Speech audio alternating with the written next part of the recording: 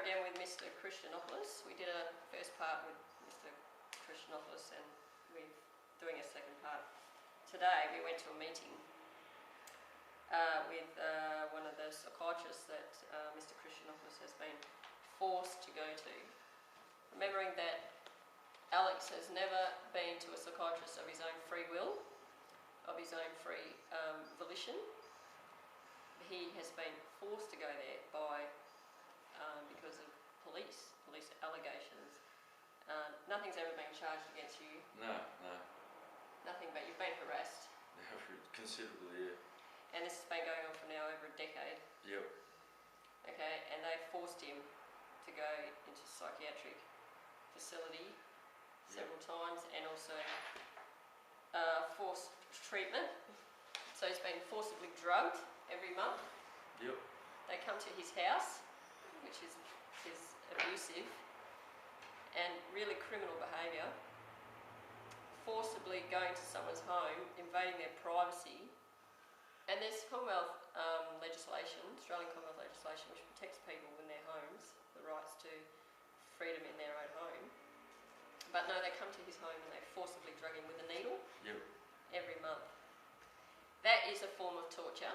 It is a form of torture. There's no question when a person forces their way onto you or forces their so-called treatment onto you or says, you must do this, you must have that, I'm going to give this to you regardless of what you think.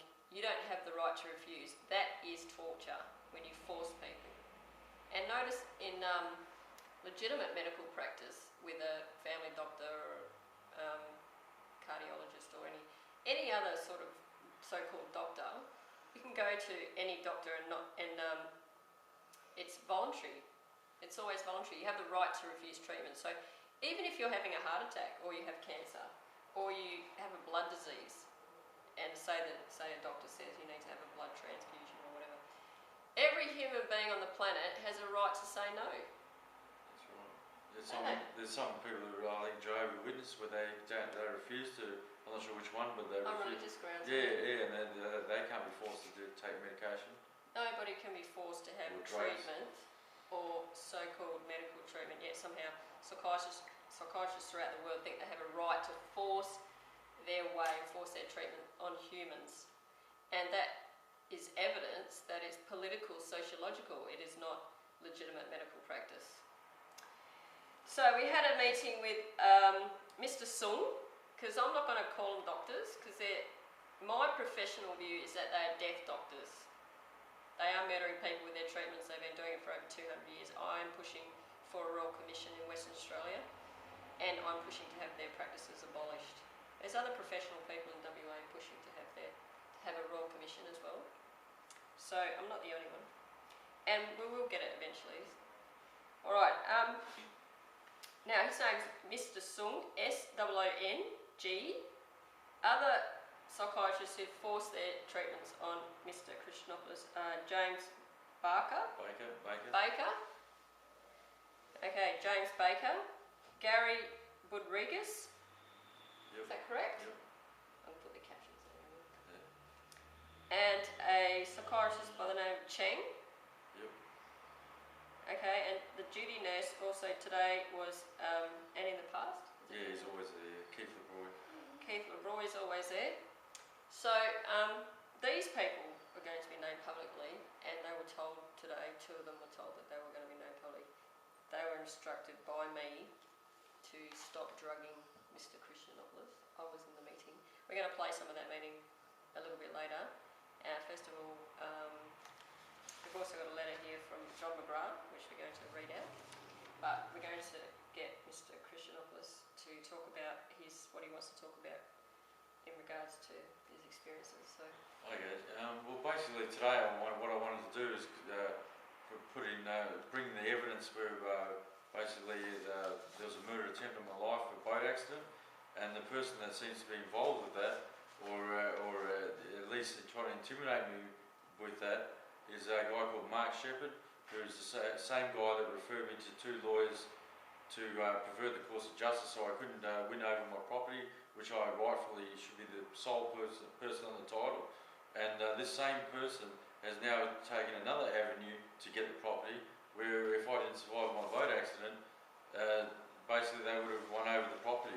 Now the bottom line is that it's very corrupt when somebody's sitting next to your psychiatrist and telling them that you're sick, and there's really the person behind the first admission is talking to my doctor, and my doctor, not only is my doctor listening to him, they're defending him. So you know, I mean, like, that is just total corruption beyond a shadow of a doubt.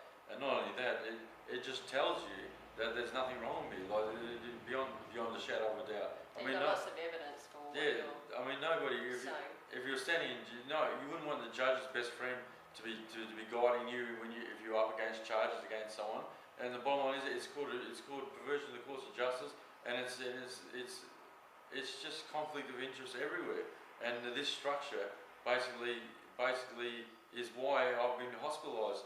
Now, what I wanted to do today that's been forced on you. That's made that clear by the police, and it's to do with that property. Yeah, because it had to be forced on me, because I wasn't going to go to see a psychiatrist because I didn't need one. You know, I was actually being very smart in doing these investigations and displaying mental I don't know what you call it, aptitude or whatever.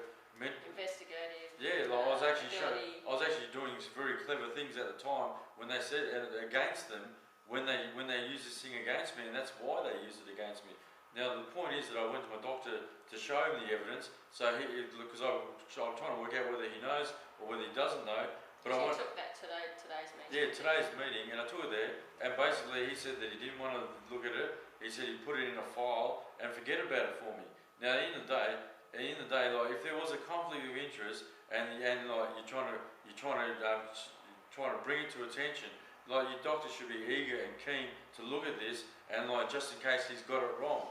But actually, it's not your doctor, is it? No. Because it's been forced on you. That's the key thing here, is that the police involved because of this property. Now, what's the man's name on the title? Jamie Johnson. Okay. He's got a police mate. Yep. Who's initiated this? Well, I think so. This is the property here. We're in the property today. We're in his other property. Yeah. This is the property I was speaking about on Berwick Street. Yep. In Victoria Park, and it's right on the edge of Kensington. We won't give them. Yep. It's right on the edge of Kensington, Victoria Park, and it's on Berwick Street. And the man is, what's his name? Jamie Johnson, the name and title. And how's he linked to Mark Shepherd? Well, basically, the common link between the two of them is the police, and the other common link is the property trying to steal it off me. George Loverock was the police officer. Yeah, George Loverock was the police officer who was best friends of They're mates. Three of them are mates. Yeah. Well, it seems the two, Jamie Johnson and George Loverock definitely are, and it seems as though the other one is Mark Shepherd is as well. Yeah. So those three men appears to be basically harassing you over this property, which Mr. Christianopoulos owns. Yeah. So your title name is on the title. He lives here sometimes. Yep. You pay all the amount. All the outgoings, all the mortgage, all the land rates, everything. Tried to get a lawyer, several lawyers to try and resolve this, but there wasn't any court action, so that's problematic, isn't it? Yeah. Well, the lawyers were corrupted by the police as well, which is pretty clear cut, especially with the last one actually involving me in a police operation where I could have done 7 years jail by simply being tricked, and etc. etc. So he was definitely involved with the police, and the other first two before the second one gave me all my money back, which was $25,000 when I uncovered that to him, and the first one was disbarred for cocaine, so I don't have to prove his is a corruption, let alone the rest. It's pretty self-evident, isn't it? Yeah. But then the police did something quite strange, and that was they forced you into a psychiatric facility. That's torture, corruption.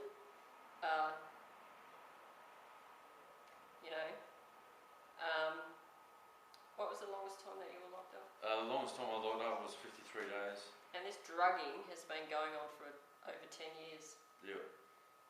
And the research evidence I've seen out of the world is that the long-term drugging of chemical compounds, psychiatric chemical compounds, causes death, premature death, and also induces suicide. I know you're not going to do that because we're going to resolve this and we're going to stop this drugging. This is my concern.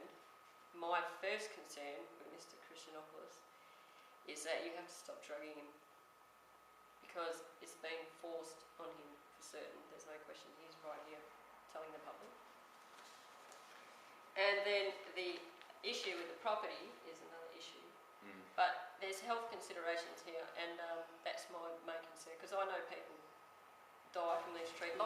Long-term drugging causes premature death. There's lots of medical people, particularly in the United States, who've said that. And, you know, I want it to stop. It's got to stop. It's got to stop. So, we've also got... Did you want to say anything else about that? Yeah, well, I'll just go through this evidence so the public can see how blatantly simple it is and how I blatantly caught them. And I mean, this is what I'm suggesting. I'm not delusional if I've caught the right people that are involved with this, and the hospital's saying I'm delusional. Okay, firstly, I'll point out that this attempt on my life, the boat accident, it's not only me that's dealing with police corruption that's had my life threatened.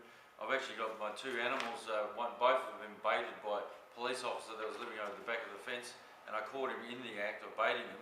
So not only has my life been threatened, my pets have been one's been killed, and the other one was rushed to hospital and had to be put on an IV drip. So there's no imaginary thing going on there.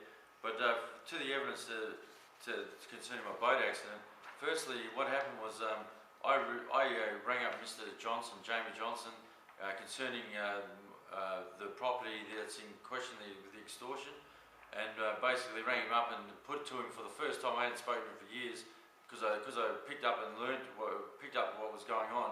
I put to him that he was working with the police, and basically the police were doing crazy things in my life and subjecting me to all sorts of crazy nonsense, and trying to prosecute me for making up fictitious crimes, etc. And what happened was that once I put all this to him, he actually got very scared, and the next day he went to his lawyer's office and said that send me this offer, which basically says I can have my property back, and it says here that in respect to the properties being Douglas Avenue and Burke Street, our client transfers his entire right, title and interest in these properties to you or your nominee, the transfer. Now the bottom line is that's nearly $1 million saying that I'm 100% right. There's the title there. There's the offer there, and basically that shows you that my theory about what happened is 100% correct, because that's $1 million property he's going to surrender with no money, interest or nothing. So it shows he's put nothing in there, etc., etc. Now because this happened, what happened was a week and a half later, I was on a dating site in Red Hot Pie, and basically a guy starts viewing my profile, and like I'm a guy seeking women, and like basically a guy viewing my profile, I thought, well, you know, what's going on here, like, you know, etc., etc. And that made me look at this profile. And normally I wouldn't look at a guy's profile, but that sort of made intuitively, I thought, because I'm dealing with police corruption, I didn't know what was going on, and things do happen on my computer a lot. And the bottom line is, so I went and viewed the title, this profile, and in this profile where this guy's meant to describe himself, etc., etc., it's actually a message to me, and it's well thought out and very cleverly done, where you would think that this is in my head, but the bottom line is the fact that I identified the right person and then did an investigation which proved it was him, concludes that my theory was 100% correct. Now, because I just received this offer where I could have my house back, the first paragraph says, "Let your fantasies run wild, let the passion of the moment run over you, and wings raise you higher than you've ever felt before. In that glorious moment of contact, after the thrill of the chase, those nervous moments of first contact." And I thought, you know, like in day he's talking about my euphoria of receiving this offer, but he's saying first contact's coming as if to say, trying to intimidate me. Right, the next paragraph says, "Well, apart from surviving a life-threatening incident, and this is a lot more fun." Now, when the life-threatening incident was a boat accident that I had about 4 months earlier to this, and when you say apart from surviving a life-threatening incident, and this is a lot more fun, you're saying that you had both. You know, like both those incidents. and then it goes further on, and and it says, oh, and by the way, your nickname says it all, and then later on, in the bottom, just before he says goodbye, it says the nickname says it all again. Now, the reason why that is relevant, and that is the secret to how I caught this guy. The bottom line is that my profile was called Barry683, but the Barry, my dog, the one that had been baited by the dogs and the police and almost murdered, basically that was the name of my profile. So I worked out that the guy's calling me a dog, saying my nickname says it all. And so I basically said to myself, okay. It's not the sort of thing a woman would write anyway. Yeah. Is it? No, that is not the sort of thing a woman would write, I don't think. He's not posing as a woman, he's a man. That's why I read it. Dating site. Yeah, that's why I read it. That's what forced me to read this, you understand? Otherwise I wouldn't have read it. Like him being a man chasing me. Alright, so you're on a dating site and you're thinking it's a woman, but it's not a woman. Yeah, and once you worked out that it's actually somebody that's harassing you from the police. And I knew it was harassing me, and like so it's definitely not something a woman would write. Yeah. No way. So I said to myself, okay, who knows that I've got a dog named Barry, and basically how many people would that be? And I figured that possibly 100 people, and who out of those 100 people got a problem with me? So basically, I said to myself, Mark Shepherd, he got a restraining order against me since I caught him corrupt, going to these referring me to 2 lawyers for this property to win it back, and he's got a problem with me. So then I did a search. Mark Shepherd, the name of the anonymous thing is called Rockingham 35, and so I did a search. Mark Shepherd. Oh yeah, there it is. Yeah, the first hit. Mark Shepherd, Rockingham 35. Yeah. That's his username. Yeah, that's the username, Rockingham 35. It's the same username on the dating site.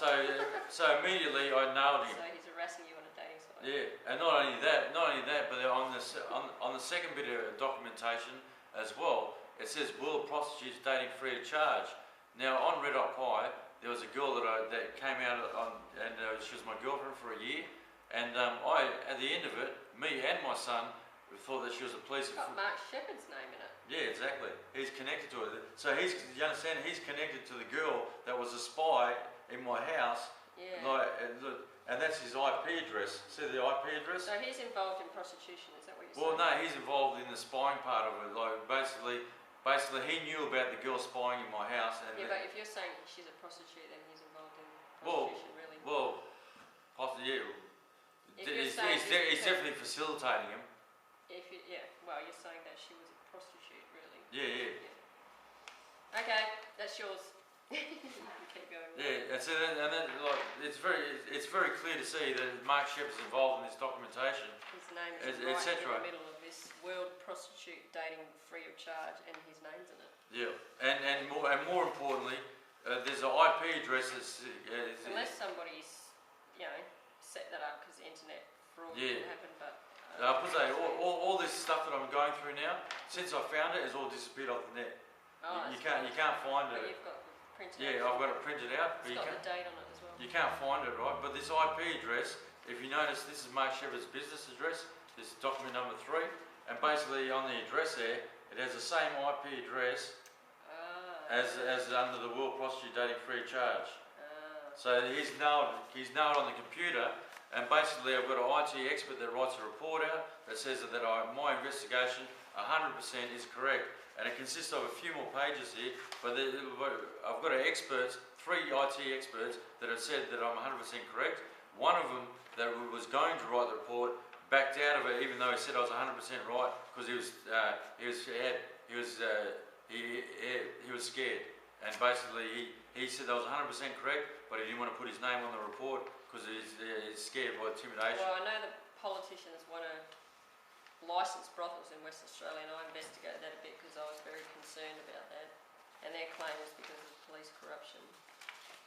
And I opposed what they're trying to do because under section 190 and 192 of the Criminal Code, there's really strong laws in West Australia for closing brothels and prosecuting the owners of brothels and the property owners as well, up to 2 years imprisonment, and men using prostitutes a year. So really strong laws in place, but they wanted to legalise the brothels supposedly to stop the corruption, but what that will do is increase the corruption because it'll increase the productivity of that industry, if you like, won't it? Yeah, for sure. So, Well, you know, like, the politicians wanted to license brothels, this bill, the prostitution bill that they proposed, I don't know if they passed it, to stop corruption in prostitution, allegedly, but actually they are really involved in it because it will increase it. So they're going to legitimise a corrupt industry. So the politicians are corrupt in that sense. What's a priority for you? Destroy the education system, destroying the teaching profession, yet license brothels, you know, throughout 2011. There's too much corruption, it's just everywhere. Sorry. Yep. And this is the first time that this is the chat. This document here is a chat session that I had, the only chat session I had with him. Up until the 11th of December, in the first message I sent to him, I identified him as being Mark Shepherd. The identity between this anonymous profile, Rockingham 35. And I contacted him all the way up until the 28th of December. He finally contacts back to me, and he says here, he goes, he says that I should go see a counsellor and get on Prozac. Now it's interesting that he says that because like 3 weeks later I was institutionalised and thrown into a mental institution by the police. Now the other interesting thing that he says here, he says that future emails will be deleted. That includes your other nickname. Like, so this guy that's meant to be anonymous that doesn't even know me already knows my other profiles that I've got. So how does he know them? And he says he includes your other nickname as well. He goes, yes, we aren't as dumb as you all think. So now this individual is a group. Is we? When he says we, and there's a group that's to be able to determine what I do on my computer, and the other nicknames that I created because I was being monitored on the computer, I created female profiles. So the bottom line is that this guy actually knows female profiles that I created in 11 days of knowing me as a stranger, and he suggests we aren't as dumb as we think. I'm suggesting that this is the police, and he's working with the police, and that's how they know the other profiles. It's the only valid solution. And then in the next bit of documentation, this is from a review board meeting concerning mental health review board meeting. This is the transcript from the court hearing, and basically my doctor, which says Dr. James Baker, Dr. Baker, he says that Mark Shepherd rang him. James Baker. Yep. He says Mark Shepherd rang him, and then I say, yeah, a police officer, and he goes, yes, as a police officer, and I said, yeah. Let me read that. Yep. Authenticity. What's the transcript from? Mental health review board meeting. Oh yeah, well let's get a hold of a few of those transcripts. Mr. Christianopoulos. Just from there. From there? From that point there. Okay. Who's this guy? He's one of the Stepniak. Someone on the board of the Mental Health Review Board. You're locking people up, aren't you? The psychiatrists. Well, I don't think you're going to get away with that. I think that practice should stop. Locking people up against their will. It's criminal to do that. And they're dying. People are dying. How many people have died at Greylands? How many murders have been conducted in psychiatric facilities? Greylands and the other places. And it's the review board. You're locking people up. You're responsible and you're accountable. Okay, well he says, Mr. Stepniak, okay, but in terms of people who are saying that you are not well, have you ever sought a second opinion? Mr. Christianopoulos says, of course I've tried to seek a second opinion, but my phones, my phones and everything are so corrupted that I don't want to rely. Look, because I'm facing major corruption, I can prove to you what I've got. A guy from there was Scotland Yard. What's that got to do with it? Basically, he writes a report here that Mark Shepherd, blah blah blah, whom I got to know because we had a conversation. Mark Shepherd, who I find out is Baker says, that's the psychiatrist James Baker. Mark Shepherd rang me. Yeah. So he rang the psychiatrist. Yep. James Baker. Oh, it gets better. And then Mr. Christianopoulos says, yeah, a police officer. And James Baker says, as a police officer. And Mr. Christianopoulos says, yeah. And James Baker said, the psychiatrist said, indicating that they were planning a TRG group to visit your home. Yeah, so basically you've got the guy that's trying to murder me, had an attempt on my life by boat accident, now organising TRG raids on my house and organising them with my psychiatrist. So James Baker, the psychiatrist, has told the review board that Mark Shepherd rang me as a police officer, indicating they were planning a TRG group to visit your home. Yep. So what does that prove? That proves I've proved. And hang on. Yep. And James Baker then tells the board, the psychiatrist, and asking me, so Mark Shepherd rang him, and asking me if there is anything I believe or am able to say to help them manage that with the least possible risk. Now, first 2 points I want to make there. Like the first point is that that TRG raid that they performed, I never done it. I wasn't charged of anything. There was no reason. It was like etc. etc.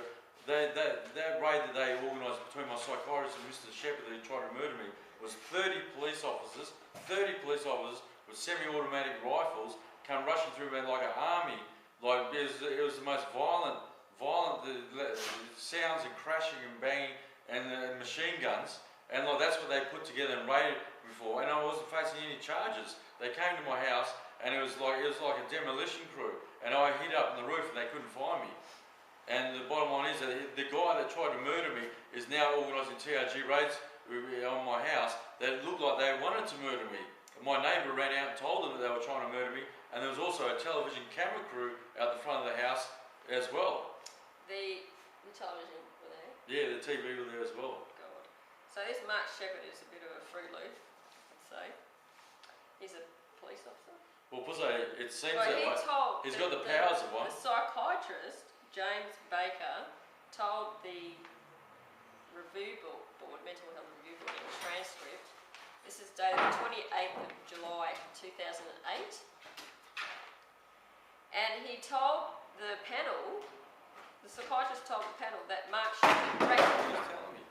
Yeah, you weren't expecting it. This is evidence in a transcript, 28th of July 2008, that James Baker, a psychiatrist, told the Mental Health Review Board that Mark Shepherd rang him as a police officer, indicating that they were planning a TRG group to visit Mr. Christianopoulos' home, and asked him if there is anything he believed or is able to say to help them manage that with the least possible risk. So he was telling the psychiatrist, the police officer was telling the psychiatrist that's what they were going to do, and to basically say, can you assist us to pull it off, pretty much? Yeah, this is from this is from the guy that tried to murder me that I've got to do. I've just. And what did the review board do? Absolutely nothing. Absolutely nothing. I think this is. Let me ring up the Internal Affairs Police right now in this meeting and ask them. Yeah, that's it. This is what Mr. Stefanovic said concerning my body. He goes, "Can I just say that everything you say may be relevant, but there's nothing we can do about that." Crikey. Okay, Stepniak is the member on the board. Well, you're going to hell for what you're doing because you're locking people up and they're dying. You're involved in murder. It's as simple as that. You're involved in murder because people die in these places. They don't come out. They go in alive and they come out dead. And this is a transcript, the same hearing, 28th of July 2007. Yep. And Mr. Christianopoulos says, these are expert opinions like he's written out a report. And Stepniak, who's the board member, can I just say that everything you say may be relevant, but there's nothing we can do about that. So you're just going to let the police be corrupt and murder him? And, so you allow murderers to lock you up in hospital to cover up their crimes, and they can do nothing about it, even though he says you may be correct. So obviously you didn't disbelieve me, and the fact that I've got experts that agree with me, it's very hard for them to disagree with me, you know, like. Yeah. And then, so he says there's nothing we can do about that, and Mr. Christianopoulos said, but no, I'm not asking you to do anything about it, I'm asking you this is why these people have come to the doctor and referred me to say there's something wrong with me, allegedly so-called a mental illness. Now, if none of my these people are the ones that bring me here. That's right. That's my point, and I've got brought here. And then Stepniak says, well, and then Mr. Christianopoulos says, I got brought here under false pretenses that my son was dying, and that's not true. So they're just lying all the time. Yeah, just blatant lies, and like when you try to bring out the truth, they're not even interested. Regardless of whether you prove it or you don't prove, when you prove it, they're still not interested. Even though proving it has great relevance in the outcome, or should have, they just it doesn't matter. They just got earmuffs on. Yeah. Who's Jock? Is that? That's my next door neighbour, Ronald John. Neighbour went as a witness. Yeah. Well, the review board's corrupt, isn't it? The State Administrative Tribunal's corrupt over psychiatry. So is the Mental Health Review Board. How many people got locked up? How many people have died because you've locked them up and haven't let them out, or because of the treatments? The public trust is corrupt because you're controlling millions, probably billions of dollars of people's money. Psychiatrists go to the SAT, take control of people's money and assets under the public trust, and use it. They die, they end up homeless, they end up locked up in facilities, or they end up locked up in prison, or they're dead, and you've got control of their money. Money-making scam. Mark Shepherd rang me, this is James Baker, the psychiatrist, as a police officer, indicating that they were planning a TRG group to visit your home, and asking me if there is anything I believe or am able to say to help them manage with that. So he impersonated a police officer. Yeah. He's not a police officer though. You don't think he's a police officer? No, I don't think he's a police officer, because simply the fact that I was doing business with him, and the bottom line is that I didn't like the police before my police corruption stuff, and I wouldn't have nothing to do with him. So. But he's imposing as a police officer. That's a criminal offence. Yeah, well, I'm suggesting that the police have allowed him to do that. You know what I mean? Like, possibly, but there's no. But what this evidence, this transcript says, I mean, that's possible, but he's actually pretending to be a police officer to a psychiatrist, which means that's an offence in itself when you claim to be an officer of the law and you're not. So did you want to say anything else about that? Basically, yeah. Anything else? Okay, let's talk about John McGrath.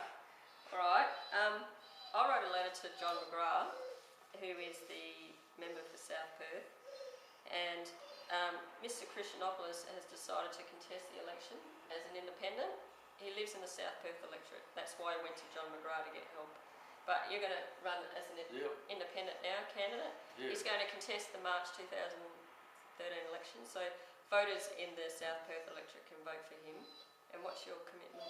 Well, my commitment is simply by my experience of seeing the corruption that I've seen involved in, I'm suggesting, involved with these politicians, that for one, I can guarantee that I'm not corrupt, and for two, that if people want to bring valid causes to me and that I can help them with, I'll pursue them with vigour and act like somebody that is acting for the people.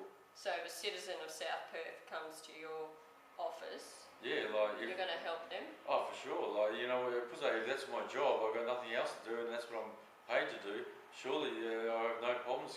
I do these things for nothing, let alone be paid to do them. Whereas you went to John McGrath and he didn't help you? I went to John McGrath's office. Not only did he not help me, he was responsible for me being medicated on the last times before when I sent him text messages. They put me on medication, and also this time around he said that I'm bothering him by going there and asking for help, and they put me in the hospital. They locked me up in the hospital on the 26th of March this year. So he specifically told them that you were bothering him? Yeah, bothering them. Yeah, bothering them. Bothering the politician. Yeah, which is interesting because for one, I didn't even get to speak to him this time, and for two, so I'm only speaking to his staff, and I'm still bothering him. Now, what I was bothering him with, I just sent him the evidence that I just went through, that I just tried to show my doctor on the 26th of March, 4 days before I was institutionalised. I sent him the evidence about the boat accident, and I suggested that was what was bothering him. Okay, Okay, so but you didn't actually get to speak to him personally. No, I You tried to though. I tried to about a couple of weeks earlier, but I spoke to him, and it was a very disappointing meeting. Yeah, no, all the other times I just spoke to his staff, and like I had legitimate reasons, and like the bottom line is that I wasn't being yelling, screaming, swearing, none of that. So how many times did you go to his office seeking to talk to him? 3-4 times. I sent maybe 30-40 emails to him, never got a reply. In some of those emails, because I never got a reply, I asked for a reply in each one of them, and still no reply. And it's just absolutely it's just very disappointing. Like any day when you correspond with anybody, your friends or strangers, you like a reply. Now these guys are paid to act for us, and they can't reply. And he's also got staff members in the office that can do that for him, and there's still no reply. It's ridiculous. On the 10th of October 2012, I received a letter from John McGrath. Okay, dear Miss Van Shout, I refer to your letter of 4th of October 2012 regarding Mr. Alex Christianopoulos, who is a constituent of the South Perth electorate. Your allegations against me outlined in your letter and on the YouTube channel are totally incorrect. Yet they've come from you. And I'm sitting with you, and you know we're talking to the public. Furthermore, as the member for South Perth, Mr. John McGrath has written, I have without question afforded Mr. Christianopoulos all the possible assistance that has been in my power to provide. So would you say that's true? No, everything but is. When I went to his office, what they did was the only investigation that they did do was investigate whether I knew Dion Giles, who was a Murdoch University professor that was supporting me, and basically they wanted to find out whether he was actually supporting me. So they were actually investigating into whether the things I'm saying and the people supporting me are actually supporting me, and that's the only investigation they've done. So they were discrediting what I'm saying without even and my supporters, but they didn't even do any investigation into any of the stuff. And some of the stuff that he pointed out, like fraud that involved my building company, he said, take that to investigate with the police. He didn't do that. He said he was going to investigate into email Steve Hill training WA govau, which is a link to Mark Shepherd. Basically, because it's I presented a page to him, documentation that shows that he was using alias names, and he didn't do an investigation into that. Other times when I spoke to him, he said he's going to speak to people and make some phone calls. I asked him, could he tell me who those people are and what phone calls he's going to make. He didn't do that. I asked him to come see the Kensington Police Officer Mark Regal, boss of the Kensington Police Station at the time. He said to me that he'd like to go see him on his own, but not with me, which was very disappointing, and it didn't happen. He did absolutely nothing. He doesn't even look like he wants me in the room when we have these meetings. And some of the things that staff have said to me in the office, like for instance, one of the staff told me I had too much evidence for it, and it made it hard to believe. They said that I had too much stuff. That's not logical to. No. Well, usually when you got when you have a little bit of evidence, that suggests that you need more. When you got too much, it proves it conclusively. That's right. And it's possible that he not only did not help you, but or give your perspective on this, but he was involved in your being locked up and drugged. Yeah, but definitely, like when the psych team would come visit my house, they mentioned John McGrath's name, and they said, "Why am I bothering him?" When later on in the court hearing, it said it was read out by a government worker for the corrections service that basically said that I was bothering John McGrath at the time. So what hearing was that? It was just a breach of my community service order. Treatment order. Yeah, I just missed the meeting. They put these orders on people, which is forced treatment. Well, that's a human rights abuse. Well, the reason why I've got the corrections service order is simply because when I caught Mark Shepherd with his boat accident and stuff and attempted murder, I was trying to contact him, and obviously because he was involved, etc., he put me up for stalking charges, and that's why I'm on a 2-year community service order. like, you know, like in the day, if someone tries to murder you, I was ringing up the guy saying, look, can you tell me what's going on? So he is obviously a police officer or posing as a police officer. Or it's possible that he is a police officer, but that whoever told you that he wasn't lied to you. Yeah. It's possible as well. Yeah. Isn't it? Or that he is a police officer. Or a police informant, which police informant. Detective or something like yeah. that. Who knows? Well, but anyway, he's a bad man, I'd say. He's got a government email address anyway. Is he? Well, yep. he works for the government. So what hearing was that? That will be in a transcript that a government worker specified that you were harassing John McGrath when you went to John McGrath for help. Yeah, very poor. So let's look at the difference here between me and someone like him, for example. You contacted me. Yeah, I contacted you. You came out of my house on a Sunday, firstly. Secondly, immediately. And thirdly, after hearing my story, basically you decided and you could see that basically there was corruption here, and you've embraced it, and you've tried to not only support me, but you've tried to link me up with other people and come to meetings, and days when I'm not feeling so good, and a bit hard to get out of bed because of the medication, etc., etc. You know, I receive words of encouragement from you. You know, every facet of like what a politician should do is how I've been treated. That's why I'm very comfortable, and like just these videos. In the day, like went to a meeting with you today. I wrote a letter on your behalf. Yep. The point I'm trying to make is that John McGrath could have gone to the meeting with you today. Yep. He could have written some letters on your behalf. Yeah. He could have rang you up and said, "Are you feeling okay today? You know, I'm concerned about your health or whatever." You know, like a normal human being would do that, really. Like if my idea of leadership or political leadership is the citizen. To keep my eye on the citizen, I want to keep my eye on the citizen, and that's where the politicians fail. They get caught up in the corruption around them, you see, and they become corrupt. But providing proper service and care to the citizen is the right thing to do. You know, investigate your story, but spend time with you to you know, like I'm happy to go to the meeting today. I'm happy to write a letter on your behalf, that sort of thing. If you vote for Alex in this electorate, in the South Perth electorate, then is that the sort of idea you have as well? For sure. Contact you. Because I find it very rewarding to help people. It's actually something that makes me feel good. And the bottom line is that if to me it's a gift to help people, and the joy that it gives. Like, you know, I'd love to.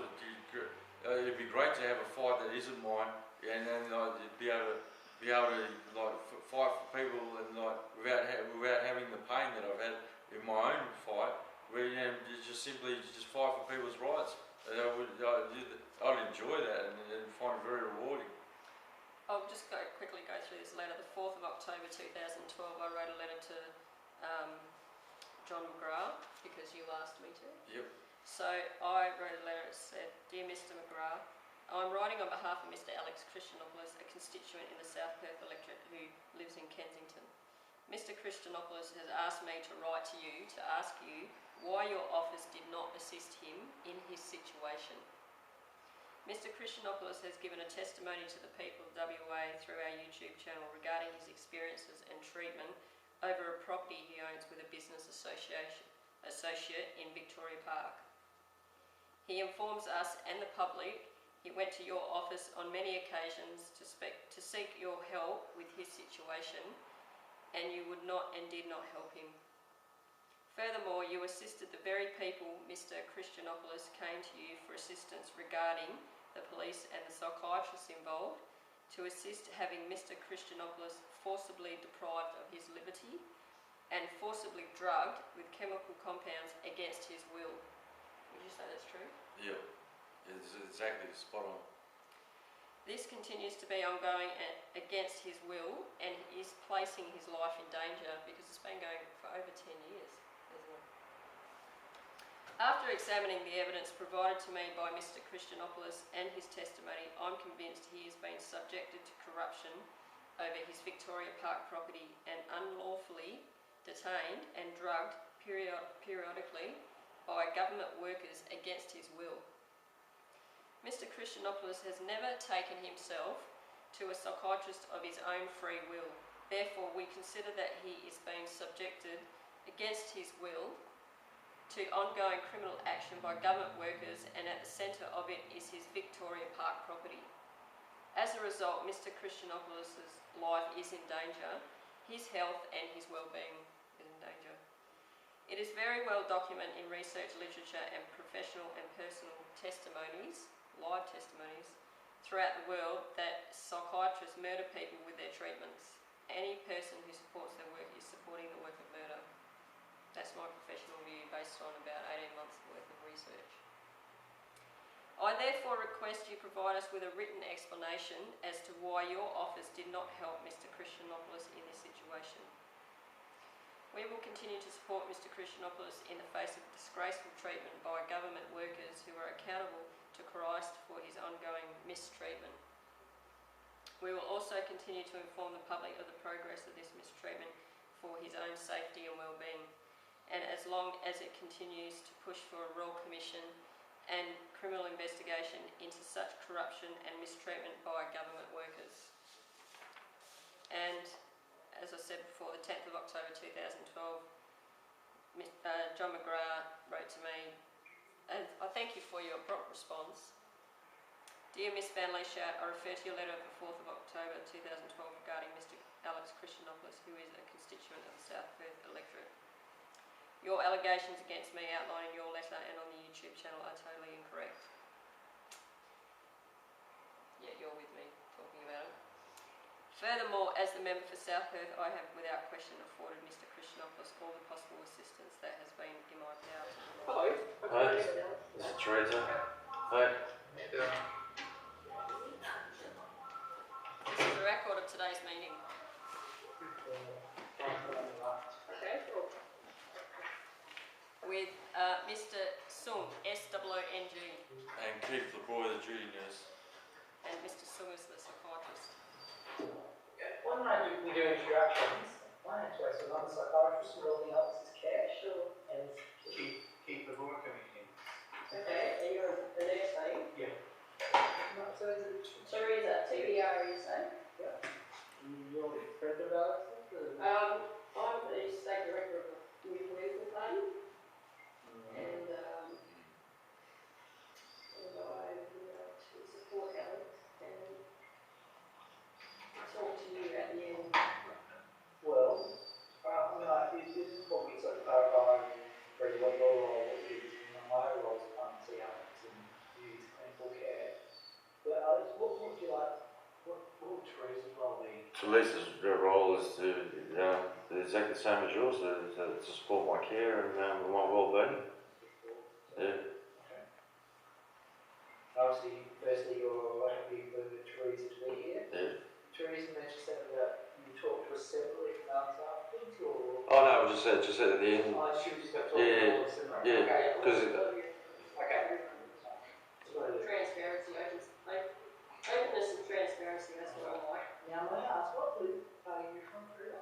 It's called the West Australian Party, and it's been built since December of this year, so yes. I guess firstly, Alex, how are you? yeah, good. What I've done is I'll bring evidence with me that basically shows that Mark Shepherd, who the hospital supported in a couple of occasions, responsible for me being put in the hospital and having stays here.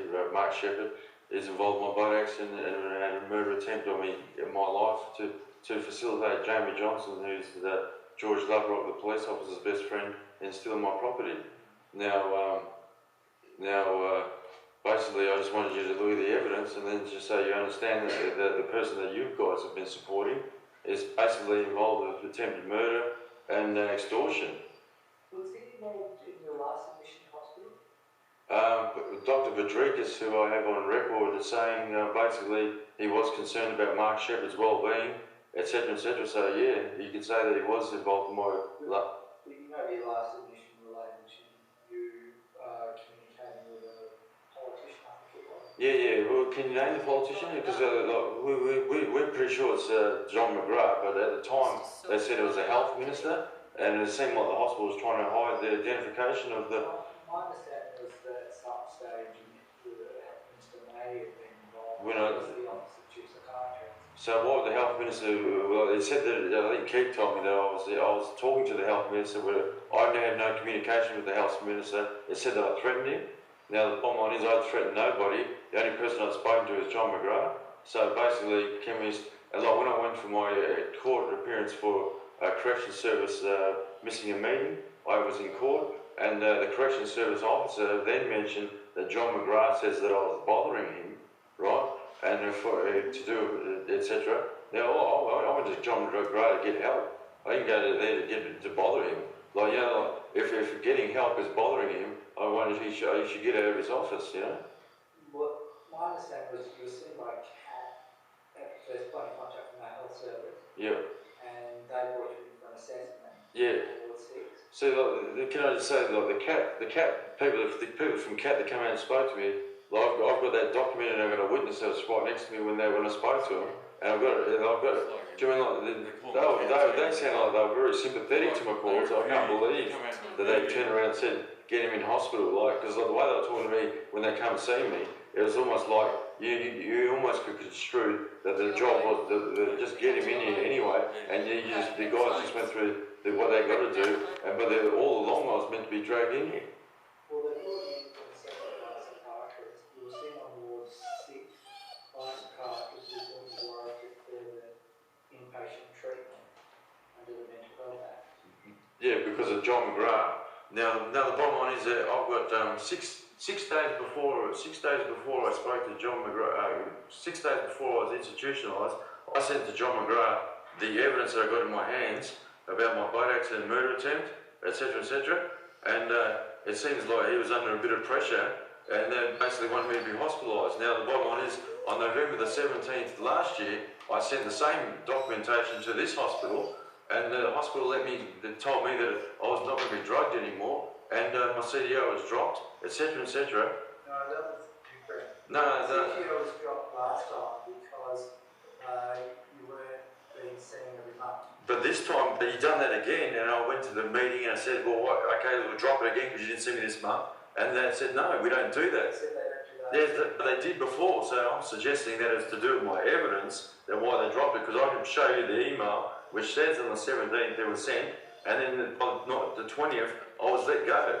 For no reason. I didn't have to fight in that trial. They came out to the trial and said, you got your CDO dropped. I didn't even have to fight. It was very suspicious.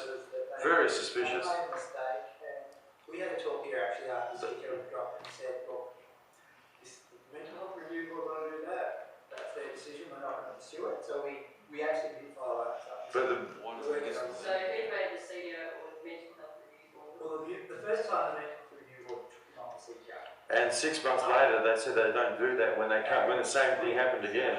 Here, we said, look, if this is what the mental health review board want to do, that's up to them, fine, we're not going to follow that. That's up. So we These are all torturing everybody.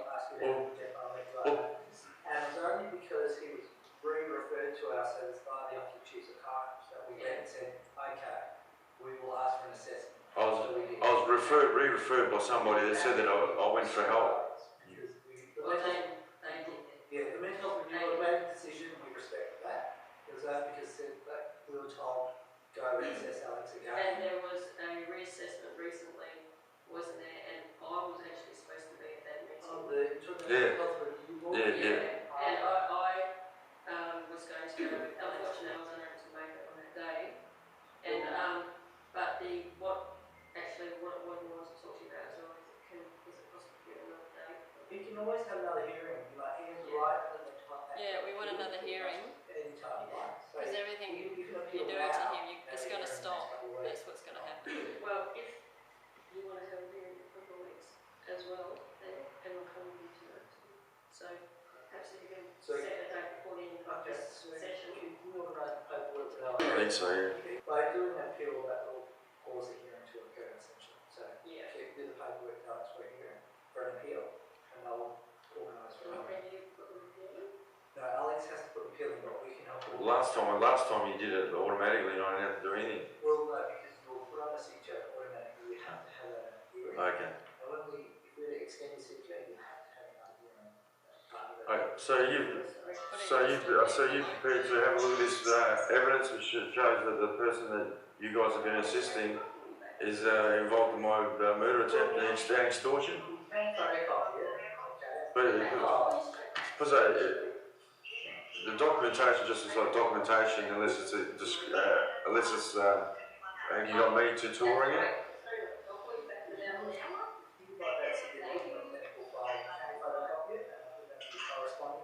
Yeah, but what I want to do is I want you to understand that the guy that's ringing you up saying that Alex is sick is they're trying to kill me.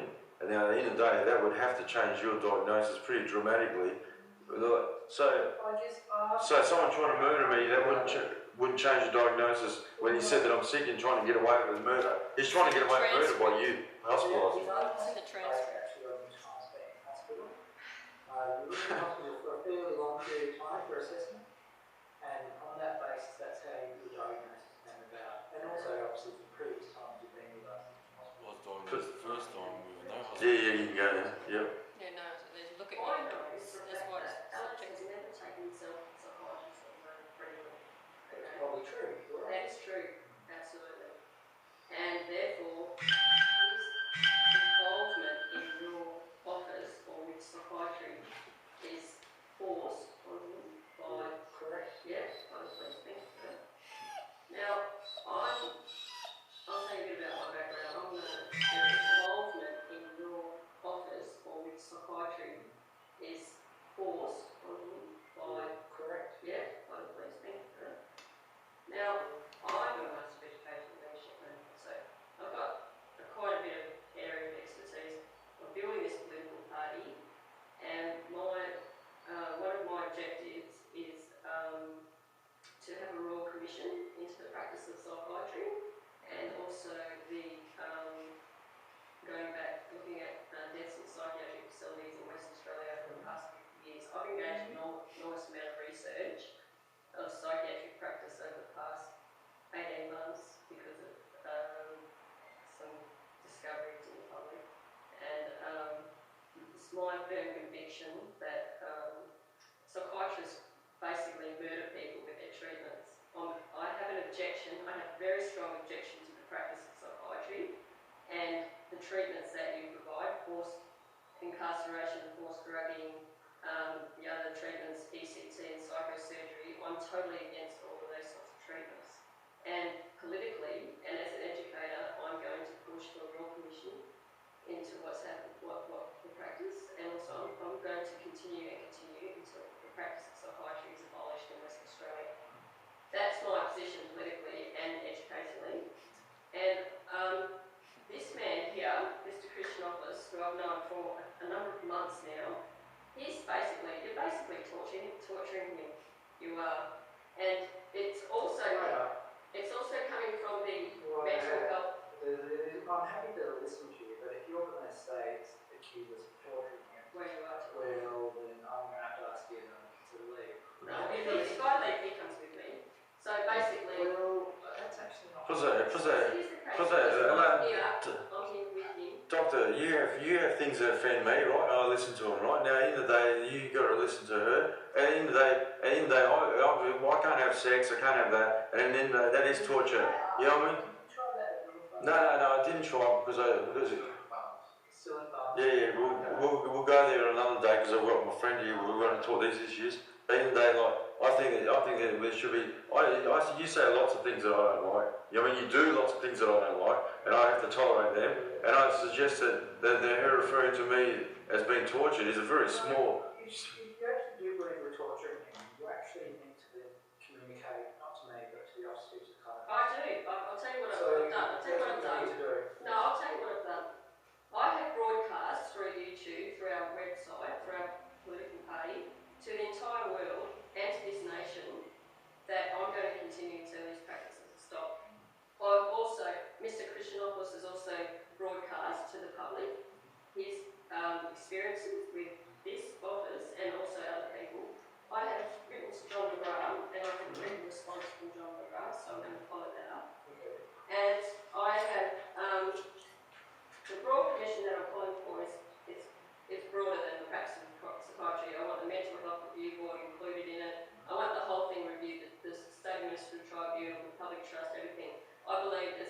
corruption going on in what you do, how you treat people is appalling, it's disgusting. And the people have been murdered because of your practice of psychiatric treatment. So let me finish, because this is important. Well, I'm actually here to talk about Alex and his treatment. No. Well, because this is about my treatment, because she's trying to get me the proper treatment. He doesn't want to be drugged. He's been forcibly treated by psychiatry. And you just admitted to me in this meeting, when I said to you that he's never been to a service of your kind, of his own free will, his own volition, and that it's been forced upon him by the police. Okay? That is the truth which you admitted to. Okay? Well, I agree that he hasn't come voluntarily. That's right. Which means that you torture people. Don't you understand that? Let me finish, please. No, look, Because if you I'm force going to people, ask you to leave. he's coming with me. Well, You know what? You go to his home. Yes, he can. You go to his Okay, home. cool. You go to his home Do you want to and hear drug hear him. the truth. No. Can I ask you to leave? I actually want to talk to Alex and ask about Well, I'm going as well then. You go to his home and drug him forcibly with chemical compounds. That's a crime. Okay. You're engaged in criminal behaviour. He's treated under mental health. I don't care. Okay. There's lots of, yes, it is forced. It's I don't okay. care what the legislation It's says. I don't care what the legislation says. Okay, can I ask you to leave? Okay, I've got to say a few more No. things. He's coming with me because, listen, Look, he's I'm under going to mental name health. you publicly and you as well. That's And okay. everybody involved in this, including in my political party, including the people in the Mental Health Review Board, and every single person involved in this, including John McGrath, including you, and every other Can I ask person you to leave, please? that has been, you're going to his home, I'm instructing you, Look, I've asked you to leave. you're not to drug him anymore. Do you understand that? You are not to go to his home and you're not to drug him. Now, Alex,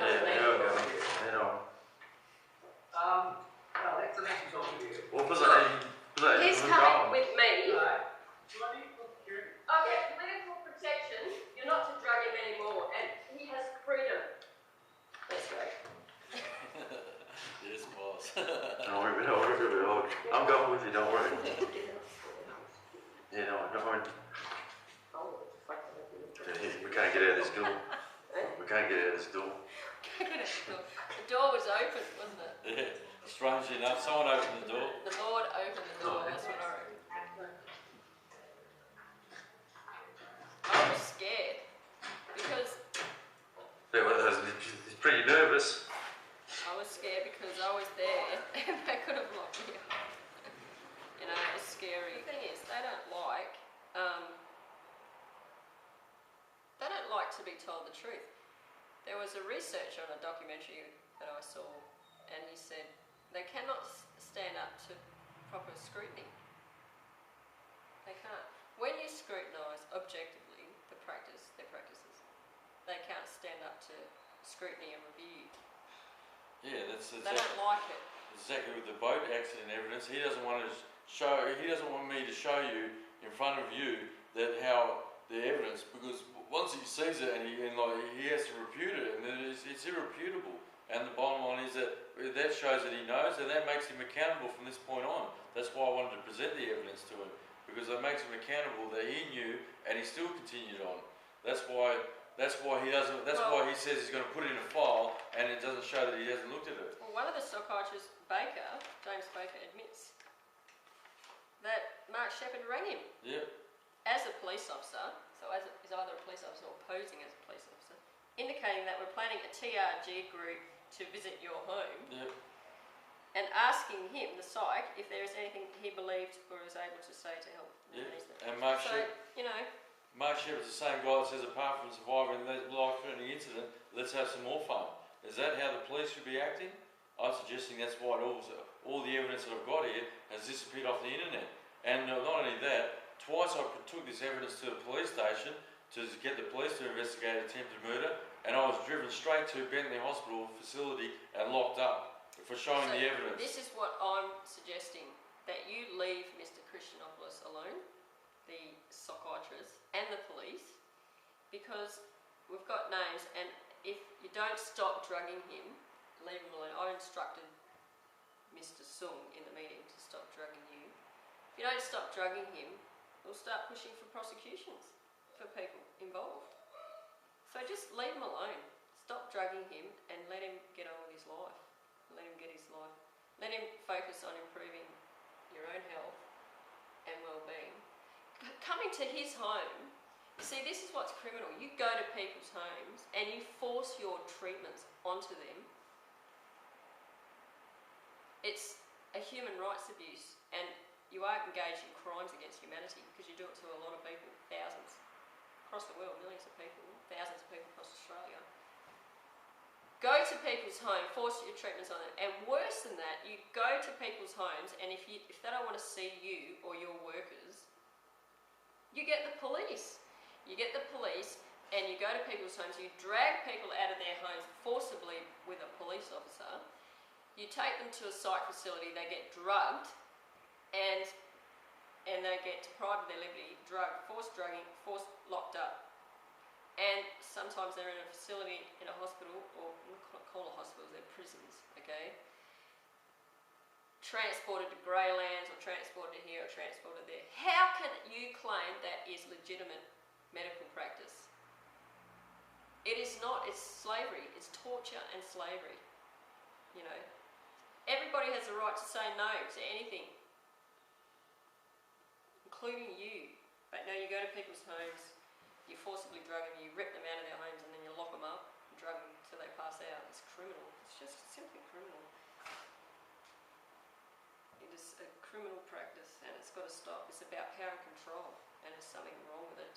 And you know, physical exercise. This is my application. Physical exercise, healthy nutrition, compassionate counselling, supportive family networks, supportive social networks, access to housing, access to employment. Treat people with dignity and respect, and get rid of this practice which is causing the problems. And the government, other government workers helping, causing more problems in society than solving, causing death. It's just got to stop. It's got to stop. It is going to stop. It's just a matter of time. But you just got to stop doing it, otherwise push for a prosecution because we've got the names, and that's it. Simple as that. Did you want to say anything else? No, the only thing I want to say is I'd like to thank the people that have been supporting me from the previous video, and thank them for their kind words. Good one.